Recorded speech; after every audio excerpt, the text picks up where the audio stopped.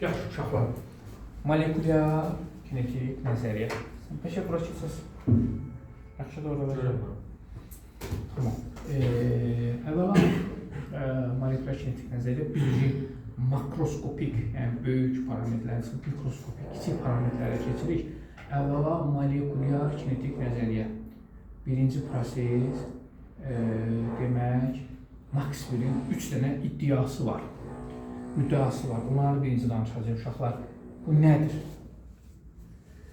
Maxwell alimdir, 3 dənə iddia irəli sürür. Birinci iddia ondan ibarətdir ki, bütün cisimlər, baxın, bütün cisimlər molekul və ya atomlardan təşkil olunur.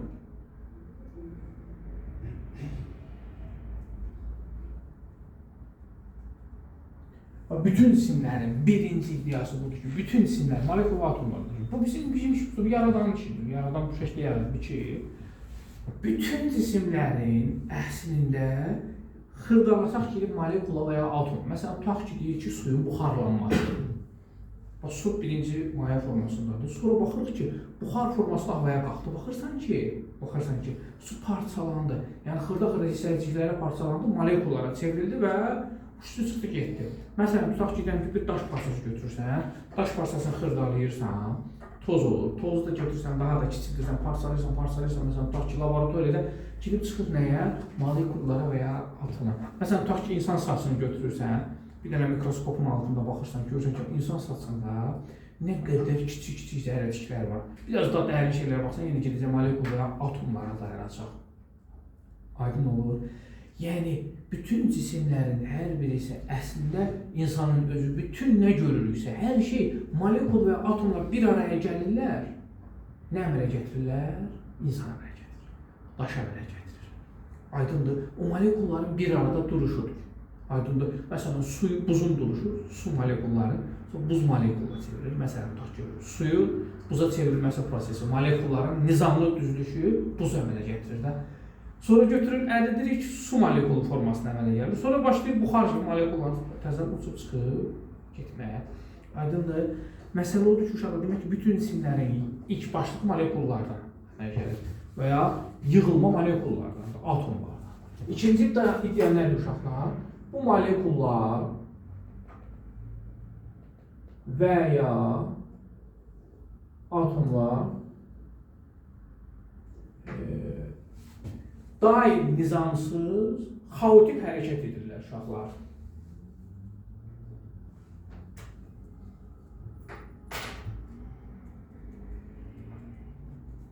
Xaotik nizamsız deməkdir. Bəli. Xaotik nizamsız deməkdir. Mütəzisində xaotik hərəkət edirlər. Qarışıq, nizamsız hərəkət edirlər. Dayanmadan hərəkət edirlər uşaqlar. Bax, sizin üçün deyim ki, yəni, indi birazdan öyrənəsiniz ki, nə qədər molekullar, nə var, ona biz baxacaq. Üçüncüsü, bu molekullar və ya atomlar demək, kinetik və potensial enerji malikdirlər. Kinetik və bəli, potensial enerjiyə malikdirlər. Malikdir. Məsələn, nə deyək uşaqlar sizə? Məsələn, tutaq ki, götürək bir dənə biz burada və ya sudan danışdığımız üstündə buz, məsələn, maye, məsələn, qaz hallarına baxaq. Məsələn, buraya yazaq buz, maye və ya nə haldır? Qaz haldır. Buz molekulların bir arada gəlib nizamlı düzülüşüdür. Aydındır. Bir-birlərinə yaxın olduğu üçün onların qarşılıqlı təsiri artır. Sürətlər azalır. Niyə? Çünki bir araya gəliblər, hərəkət zəifləyir. Aydındır. Kristal qəfəs düyünə əmələ gətirirlər, hərəkət zəifləyir.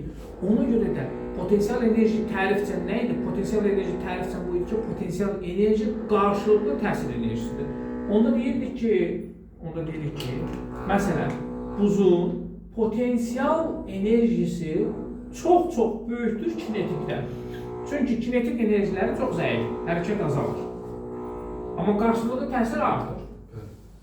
Mayelərdə bu ki, əriyib molekullar su vəziyyətinə aldığı vəziyyətinə görə hərəkət sürətləri artır. Demək olar ki, götürürlər ki, təqribən kinetik potensial enerji bunlar bir-birinə bərabərdirlər. Maye halda. Qaz halına gəldikdə uşaqlar isə qaz halında potensial enerji bir dəfə çox kiçik olur. Yəni qarşılıqlı təsirdə olma ehtimalları çox azalır. Hətta biz ideal qazlarda potensial enerjini demək olar sıfır götürəcəyik. Niyə? Çünki qarşılıqlı təsirdə olma ehtimalları çox azalır. Məsələn, çıxdın, o gözəl ətirindən çölə bir balaca ətir buraxmış oldun, hə? 5 dəqiqə sonra ətirlərin biri ayda, biri çayda belə söhbət var, biri orada, biri burada olur. Onlar nə vaxtsa bir-birini tapıb, qarşılıqlı təsirdə olma ehtimalları yoxdur. Aydındır, seyrək bir havada, ideal bir halda bax bu mümkün olmur. Ona görə potensial enerji minimal oluşur. Amma bilirsiniz ki, qazda sürət də artır, qaz molekullar daha sürətli hərəkət edərək getmiş olur. Diffuziya.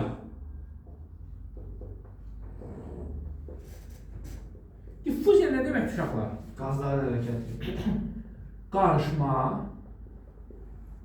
bəzən də yayılma, ancaq yayılma stolun üstünə su yayıldığı söhbəti deyil. Havaya qaz yayıldı. Yayılması mənasında, qarışma mənasında. Aydınlıq yaddan çıxartır. Məsələn, deyirik ki, duzun suya qarışması diffuziyadır. Aydınlıq, şəkərin suya qarışması diffuziyadır. Ətrin havaya qarışması diffuziyadır. Bu kimya düşəcəksiniz də bu diffuziyadır. Nə bilim, 5 cisimlərin qarışması diffuziyadır, filan şey diffuziyadır, fəsmən şey diffuziyadır. Yəni, diffuziya cisimlərin, maddələrin bir-birinə qarışmasıdır. Nüfuz etməsi, diffuziya, nüfuz söküşü.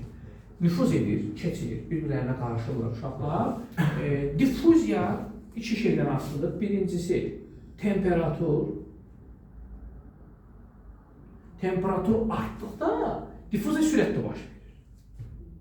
Diffuziya sürəti şeylə, bir temperaturda. Niyə? Temperatur artanda şəkər suya tez qarışır, duz suya tez qarışır, tez ərir. İsti havada qoxu tez yayılır. Ətir, məsələn, isti havada sərin ətir vururlar. Niyə ki? Çünki tünd ətir isti havada çox şiddətli narahat edir. Amma qış ayında tünd ətir vururlar. Çünki qış ayında molekula çox yayılmır. Nüfuz etməsi zəif olur. Tünd ətir vursan ki, bir balaca iy çıxsın. Amma isti havada deyil. Məsələn, indi soyuq havadırsa, tutaq ki, zibil qutuların yeri təyin edilmək çox çətindir. Amma isti havalarda 200 metrdən bilirsən ki, orada zibil qutusu var. Niyə? Qoxusu hər isti havada qoxu tez yayılır. Diffuziya daha sürətli gedir. Aydındır. İkinci uşaqlar, maddənin növündə. Niyə maddənin növündən? Maddənin növündən uşaqlar, yəni bərklərdə diffuziya çox gec baş verir. Həddən artıq, yəni qarışma, məsələn, qızılla qurşun 3 ilə 4 ilə bir-birinə neçə millisən qarışır. Mayelərdə nisbətən zəif gedir. Fontanyan olan qarşısından takip edirsən, baxırsan bir-birinə çox biraz gec baş vermiş olur. Amma qazlarda sürətli baş verir. Aydındır, yəni növünə görə. Qazlar belə görürsən bir-birinə daha tez qarışmış olur. Brown hərəkəti.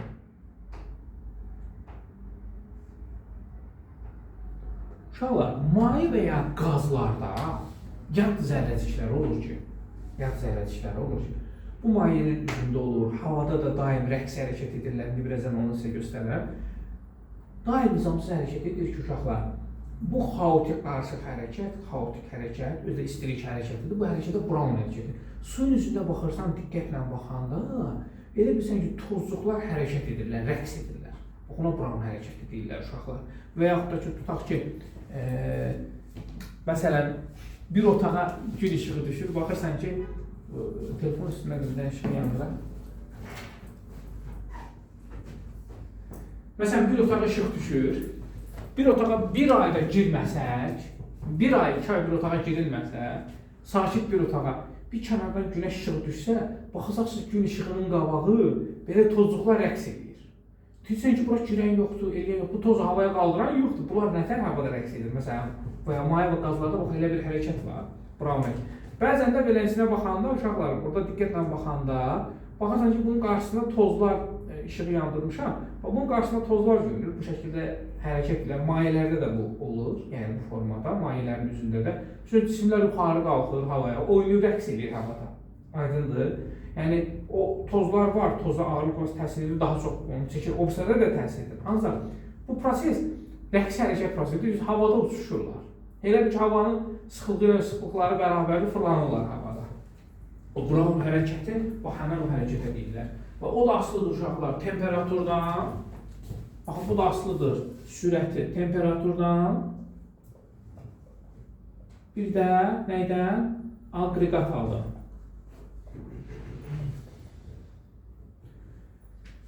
Bir də asılıdır, məhz aqreqat haldan. Yaxşımı? Yaddan çıxartma. Bir dənə bunu çevriyir. Aqreqat halından bir asılı. Bərk, maye, qaz. Bərklərdə demək olar ki, Brown baş vermir. Mayelərdə zəif, qazlarda daha sürətli gedir. Yaxşı. Daha sürətli baş verir. Lap yaxşı. Demək uşaqlar, bizim üçün indi baxacağımız məsələ nədir? Molekulyar kinetik nəzəriyyədə uşaqların nisbətən diqqət yetirmədiyi, şəbəkəni doğru qurmadığı bir şəbəkə quracaq sizin üçün, yəni bir sistemi izah edəcək. Bəzən uşaqlar bura gəlirlər, bu molekulyar kinetik nəzəriyyədə ilişirlər. Onun da müəyyən səbəbləri var. İndi eləyək ki, yəni birinci sizə düşən səbəblər var. İkinci mən üzərimə düşən məsələlər var, sonra sizə düşəcək məsələlər var. Mən öz üzərimə düşən məsələləri sizin üçün daha rahat və şəbəkəli formada izah verəcəm. Qalan məsələlərə də siz özünüz bu şəkildə diqqət yetirməyiniz vacibdir uşaqlar. Birinci temperatura baxaq uşaqlar. Sonra onlara keçərik. Temperatur. Temperatur uşaqlar biz bilirik ki, normalda yəni elm olaraq kitabda 3 dənə temperatur şkalasına baxırıq.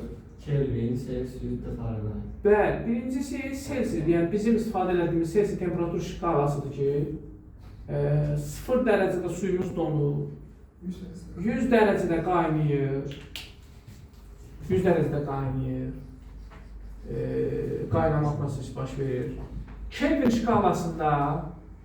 şkalasında bu 0 dərəcəmiz 273 dərəcədir, qəbul edilir. Kelvin şkalası 373 dərəcədə də qaynayır. Arasındakı fərq nə qədərdir? 100. Ən aşağı temperatur 0 Kelvindir. Ondan aşağı yoxdur. Təbiətdə mövcud olan ən aşağı temperatur 0 Kelvindir. Bəzən deyir ki, bu verilənlərdən təbii 0 dərəcədir. Hə? Mütləq 0 dərəcə. Bəli, mütləq 0 dərəcə, ondan aşağı temperatur yoxdur. Bu bizim temperaturumuza görə mənfi 273 dərəcə Celsius deməkdir uşaqlar. Yaddan çıxartmayın. Mənfi 273 dərəcədir uşaqlar. Yəni təbiətdə mövcud o laboratoriyada elə belə alınmır yəni. Normal həyatda alınan mənfi 90 dərəcə zad. Veya kosmosa çıxsa ondan betər var yəni. Biz indi Biz laboratoriyada. öz şeyimizə danışırıq yəni. Və 0 dərəcə Kelvin təbiətin donduğu temperaturdur uşaqlar. Hər şeyin donduğu temperaturdur uşaqlar 0 dərəcə. Ondan aşağı temperatur yoxdur. Bəzən suallarda verir ki, mənfi 5 Kelvin mümkün deyil. 0 dərəcədən aşağı Kelvin olmayacaq. Aydındır? Bunu yaddan çıxartmayın. Bir də Fahrenheit var uşaqlar. 32 dərəcədən donur uşaqlar. 212 dərəcədə də Fahrenheit şkalasında 212 dərəcədə də məhz qaynamış olur. Bunu yaddan çıxartmır uşaqlar. Celsius Fahrenheit, Celsius Kelvin keçirmələrində bilirsiniz uşaqlar. Böyük T bərabərdir, kiçik T yüksəlgənsin 273 dərəcə. Bu bizim Celsius şkalamızdır. Demək, Celsius şkalası, məsələn, tutaq ki, hal-hazırda deyirik ki, bizə 7 dərəcədir da. Tutaq ki. Onlar da deyirlər ki, 273 üzəgəl 7, 280 dərəcədir. Başa düşürsünüz. Fahrenheitdə də onun indi fərqinə baxar uşaqlar. Və ya buradan kiçik T bərabərdir, böyük T çıxılsın 273 dərəcə. Bax, bunları biz yaza bilərik.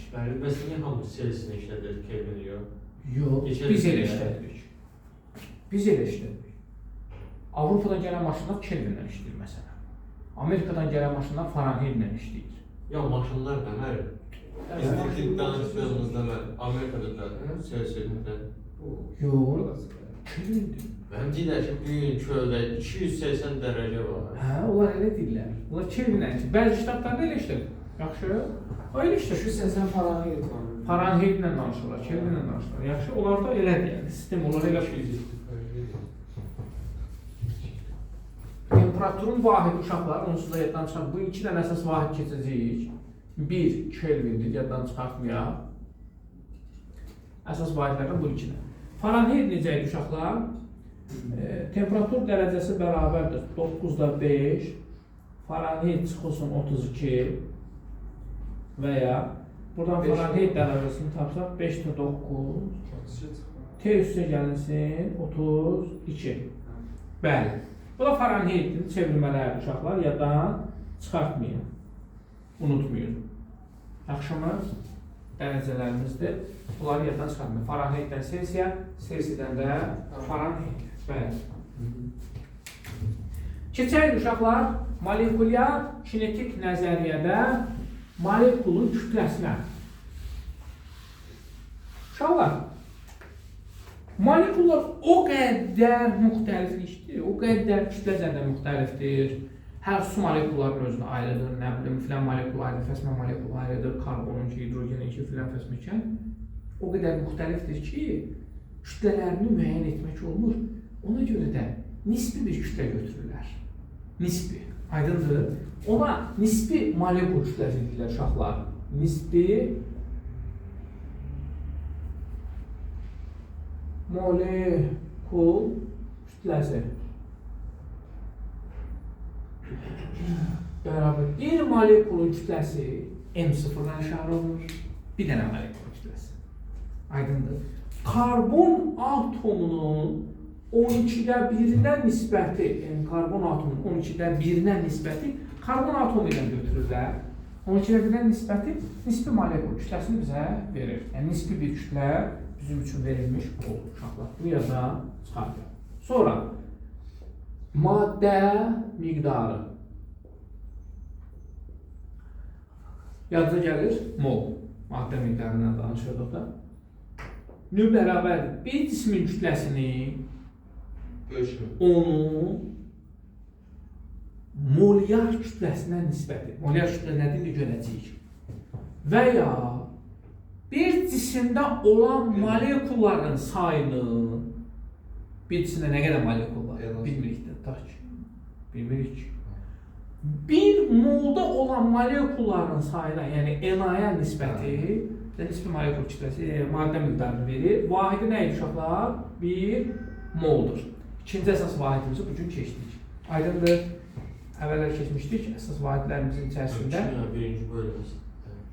Kimyanın bir hissəsi deyək də, bəli. Birinci bölmə, 9-7-ci boyundan başlayıb. Elə mi? Aha. Bəli. Bir molun kütləsinə nisbət. Biz bu düsturu çox istifadə edəcəyik. Həddən artıq bu düsturdan istifadə olunur. Madəm bir cisim kütləsi, gəlin yəni, vahidini görmüş oldunuz. Buradan mən ən çox istifadə edəcəyim düsturlardan birisi bax bu düsturdur uşaqlar. Qoy bunu bax buradan yazaq. Buradan çarpaz n-i tapası olsam, n bərabərdir kiçik n bölünsün, böyük n a. Bax bu düsturu tez-tez istifadə edəcəyimizə görə hardan çıxdığını gördünüz. Bax buradan n-i tapsam, bunlar çarpaz vurur bu şəkildə. Eləmi? Ha, başa düşməyəsiniz, sonra necə çəkəsiniz yəni. Necə? Başa düşməyəsiniz, diqqətli olaq. Demək, böyük M nədir uşaqlar? Bax, bura yazıram. Böyük M, yazırsınız ki, mol yar kütlə. Bəs molyar kütlə nədir? Molyar kütlə.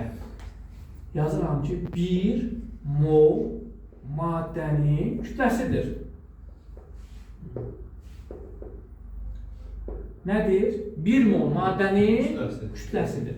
Böyük M-dən vahidini çıxarsaq, böyük M belə yazmayayım, belə yazaq. Vahidini çıxarsaq uşaqlar nə olur? Kiçik M bölünsünlü, yəni kiloqram bölünsün mol. Aydındır? Buna deyirik molyar kütlə. Yəni 1 mol nə qədərdir? Neçə litrdir? 22 tamam. 22,4 litrdir, düzdür? Tutaq ki 22,4 litr bir su qabımız var da. Bax, onun kütləsi molyar kütlə adlanır. Ölçü götürüblər də, buna qəribə bir şey yox da, ölçü götürmüşük. Yəni 22,4 litrlik bir qab götürürük, deyirik ki, bu 1 moldur. Aydındır? Onun kütləsinə molyar kütlədir. Əssalam. Bəzi qaz var ki, ağırdır. Tutaq ki, bəzi maddə var, ağır olacaq, onun molyar kütləsi çox olacaq. Bəzi maddələr var ki, molyar kütləsi yüngül olacaq, az olacaq. Yəni, yüngül olduğu az olacaq. Onlar dəyişir. Bəs yaxşı, ENA nədir uşaqlar burada? ENA. Nədir uşaqlar ENA? Avokado. Avokado saatı deyirsiniz, eləmi? Nə qədərdir qiyməti? 6,2. Vahidi 1 bölünsün moldur, bunu unutmursan. Yaxşı, vahidi 1 bölünsün moldur. Nədir uşaqlar? Altdan %2 vurulsun olsun ben.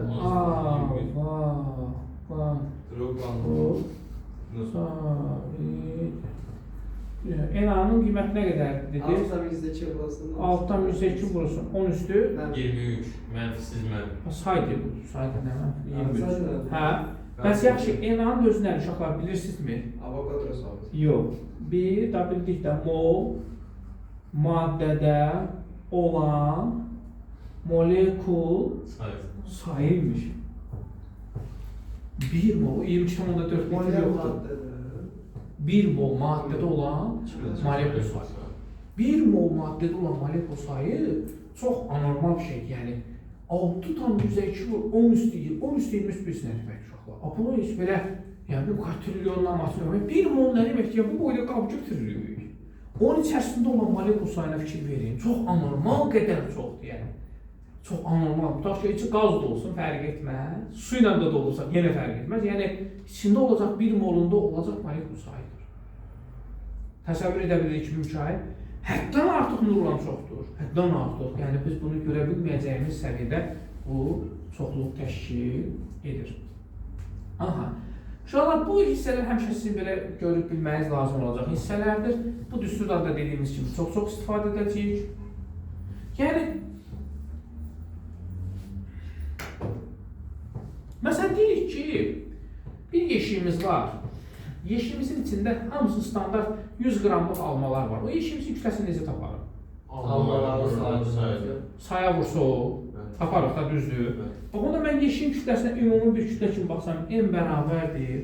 Onda olan molekulların sayını bir dənəsinə vursam, onda olan almaların sayının bir dənəsinin kütləsi, bu M0 nə idi bu M0? Bir molekulun kütləsidir, düzdür. Elə ki, onu bir almanın kütləsinin sayına vursam, elə bir sinifə girdilər, deyilən neçə nəfərsiniz? Bu qədər uşaq. Hamısı standart bu qiymətli çəkidən götürək vursaq, bu sinifdəki kütləni təyin edə bilirik də. Təsəvvür edə bilirsən, yəni eyni prosesdir. Aydın olur. İndi onda belə çıxır ki, biz rahatçılıqla molyar kütləni də tapmaq istəsək, bir molekulu enaya vursa molyar kütləni də tapmır. Olur amma.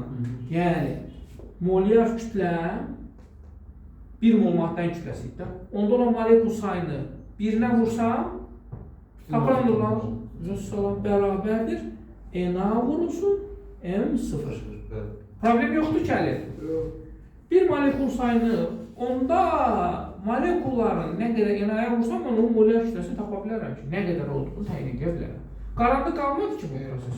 Ben molyar kütləyə düşdüm. Necə? Böyük molyar kütlə. Böyük molekulların sayını vurulsun 1 molekul kütləsinə bərabərdir. 1 molekulun kütləsinə vursa, molyar kütlə nədir? Molyar kütlə 1 molda olan molekul kütləsi. 1 mol maddənin kütləsi deyil. 1 mol maddənin kütləsi. 1 mol maddədə olan molekulların sayını saya birindən vursaq tapmadır. Biri sayıdır, sayı da birinin kütləsinə vurur, hər başa düşdür. Hətta bunun üçün belədir, yəni. Heç bir fərqi yox. Aydındır. Konsentrasiya.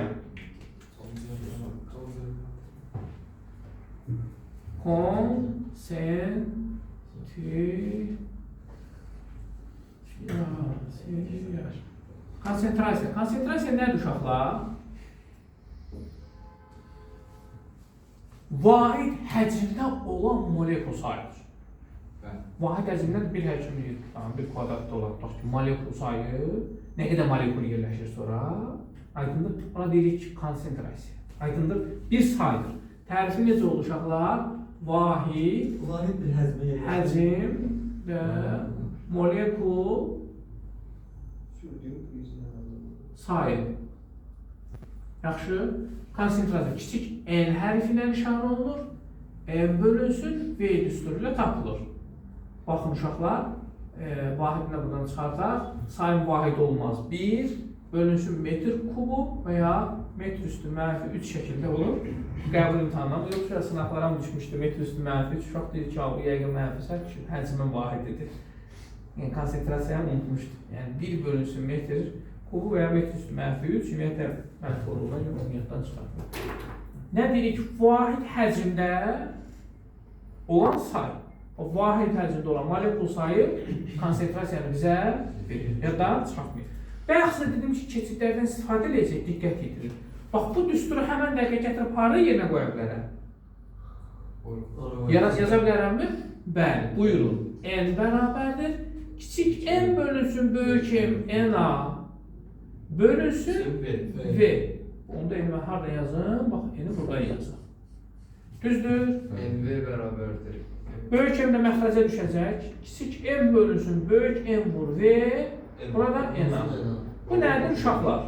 M bölü Rho bərabərdir, M bölsün bir. Rho. Sıxılır. Bəs Rho mən buradan m0'ı tapsam, m0'ı tapsam, böyük m böl n-a deyilmi? Bəli. M böl n-a'nın yerinə nə yazaram onda uşaqlar?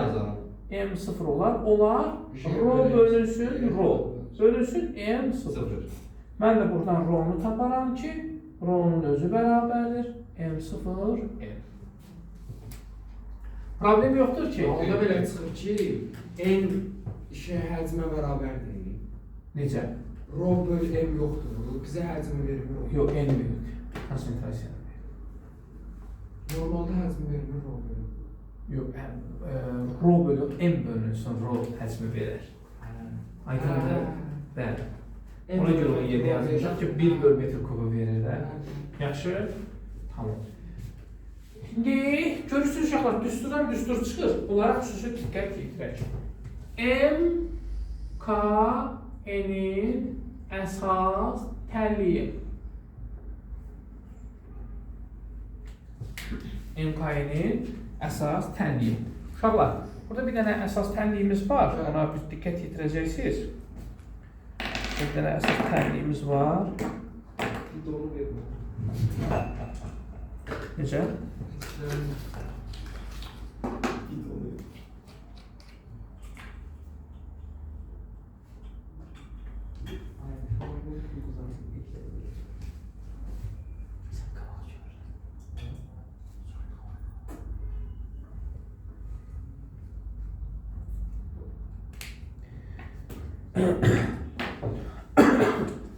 Hə, P bərabərdir 3/1 M0N V orta kvadratik sürət. M0 bir molekulun sayı, N konsentrasiya, V də üzərində çıx işarəsi orta sürət deməkdir. Orta kvadratik sürət deməkdir. Uşaqlar, molekulların sürətini təyin etmək çox qəliz bir şeydir. Ona görə də orta sürət götürülür. Nə tər ki, orta kütlə götürdüyü, nisbi kütlə götürmədik. Sürətdə də nisbi bir sürət kimi, yəni orta bir sürət götürülür ki, bunların sürətini təyin etmək çətindir. Çox sürətli, çox yavaş, fərqli, belə qəribə, xaotik sürət olduğu üçün orta bir sürət götürülür. İndi siz mənə deyin görün, bu nədir uşaqlar? M0N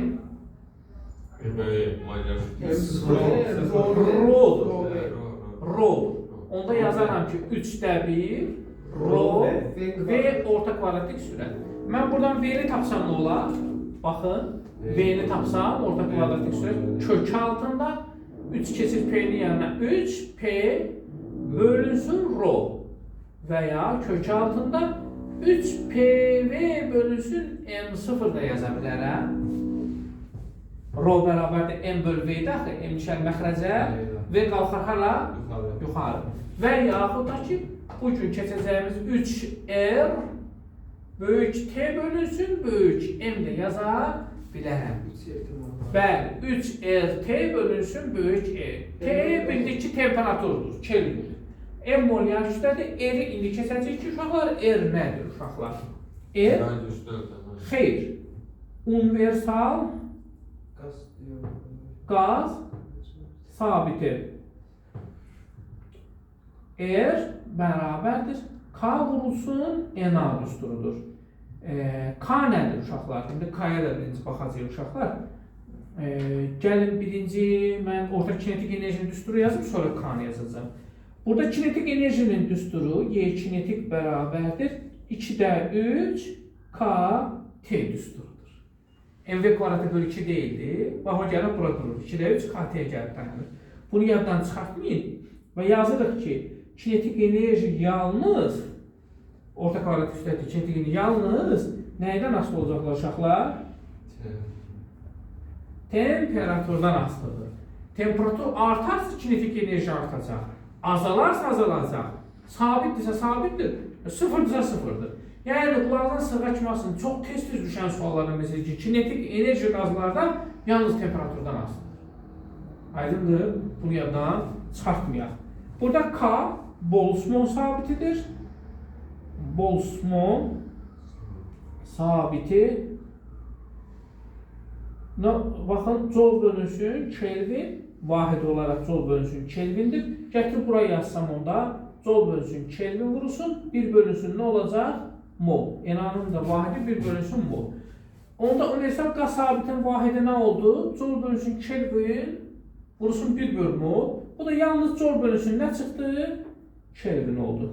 Yazdan çıxmaz ki, bunun özünün ədədi qiyməti var, bunun özünün ədədi qiyməti var, bunun ədədi qiyməti təqribən 8'dir, bunun ədədi qiyməti 1,38'dir. Bunların hər birisinin özünün ədədi qiymətləri var. Yaddan çıxartmırsınız uşaqlar. Bu da belə. Oldu orta kvadratik sürət. Orta kvadratik sürət. Bəli, orta kvadratik sürət.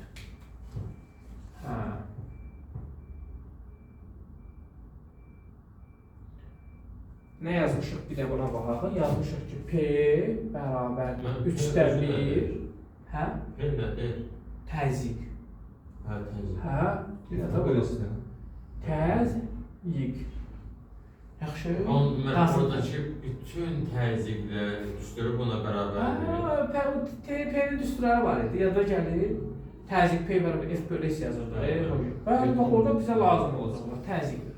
P bərabərdir 3'də 1. M0N və orta kvadratik sürət. İndi sizə sual verirəm. Bu MV kvadratı nəyə uşaqlar? MV kvadratı kinetik. Yəni bunun yerinə mən 2 kinetik yaza bilərəm. Çünki 2 kinetik verəcək də. MV kvadratı bölü 2 idi axı. Ona görə. 2'ə böləcəyik mi? Onda ola bilər ki 3'də 1 N 2Y kinetik. Problem yoxdur ki. Y kinetiğin üstü nədir qardaş? Y MV kinetik. kvadrat bölü 2'də mən Bəli, o da MV 2 kvadratı bölü 2. ixtisar gedir 2'lə. Mən buradan MV kvadrat tapsam 2'ye kinetik eləyəcək də.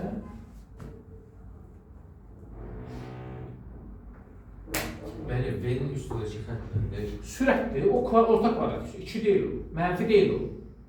Deyirəm axı ki, xətt orta kvadratin sürətin xəttidir. Yəni orta qiyməti təyin etmək üçündür o.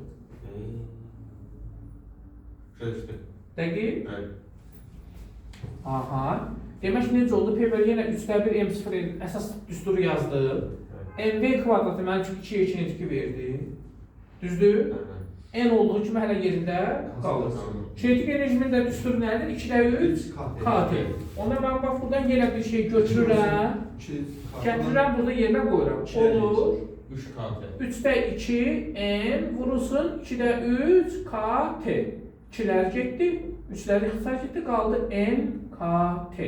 Test istifadə edəcəyiniz düsturlardan birisi P bərabərdir N KT. Bunu çox tez-tez istifadə edəcəyik. Yaxşı. Bundan çox tez-tez istifadə olmaz uşaqlar. İndi bu da açışına baxaq. Bura gələn açışlarda bir problem yoxdur, elə düşünürəm.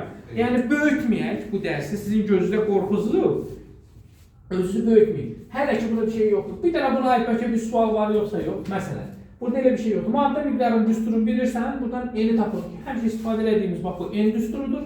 Buna bax belə bir başlıq kimi qoya bilərsən ki, bu düstura mən 1 deyə bilərəm. Bundan da ikinci bax bu düstur ortaya çıxır. Buna 2 deyərik.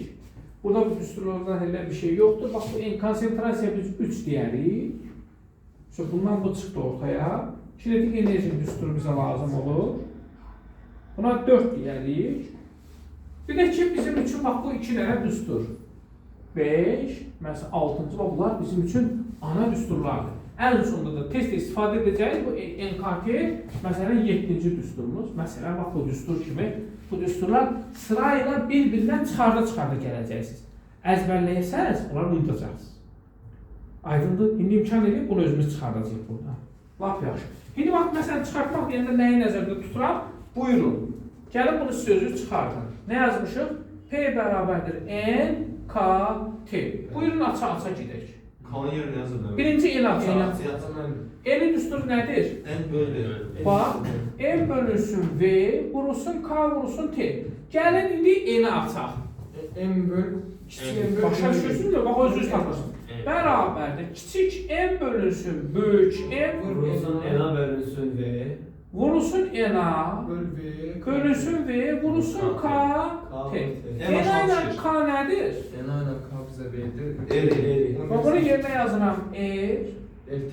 Kiçik M düşün məxrəcə olur.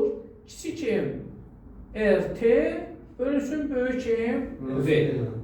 Yana çatırdır Başa düşdü. İndi mən buradan V-ni gətirsəm bu P-nin yanına gözəl bir düstur çıxır ortaya uşaqlar. PV bərabərdir. Kiçik M bölünsün böyük M RT. Kiçik M bölünsün böyük M olduğu kimi qaldı. RT olduğu kimi qaldı. V-ni gətirin P-nin yanına. Görürsünüz belə bir şey. Məhəmməd, problem yoxdur ki. Sanki bir belə düşmüsən sıxıntı risinə ha. Hə? Problem yoxdur. Evde videoya bakıp paylaşacağım. Yo, niyə ki elə burada əliz? Bu düsturun adı Mendeleev-Clapeyron.